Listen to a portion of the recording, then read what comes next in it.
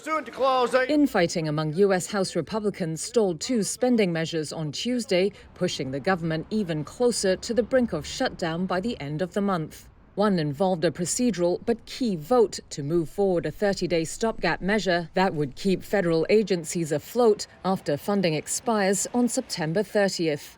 But divisions in his party forced Republican House Speaker Kevin McCarthy to postpone the vote on Tuesday. It's a Republican proposal, but more than a dozen of the party's hardliners opposed it, enough to block its path forward in the House. Welcome back to the swamp. They want assurances that fiscal 2024 spending will not exceed $1.47 trillion, the top line of 2022. That's $120 billion less than McCarthy and Democratic President Joe Biden agreed to in May. And we've reached a bipartisan budget agreement. McCarthy later said he wanted to give lawmakers enough time to reach agreement on the legislation. Meanwhile, the other motion was again procedural, simply to open debate on a defense spending bill. It was also proposed by the Republicans, who narrowly control the House. But 5 GOP hardliners joined Democrats to block the motion, leaving it defeated by 2 votes.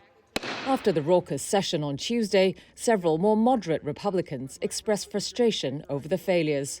Tom Cole, chair of the House Rules Committee, called the opposition from the small group of his party's hardliners very unfortunate. With less than 2 weeks to avoid a shutdown, lawmakers have begun discussing other options for keeping the government funded. There is at least one bipartisan House group whose members say they're working on a backup plan. Among them, Republican Representative Brian Fitzpatrick said, quote, "Just gotta keep trying to get to yes. And if we can't, and we're coming too close to the deadline, then Plan B."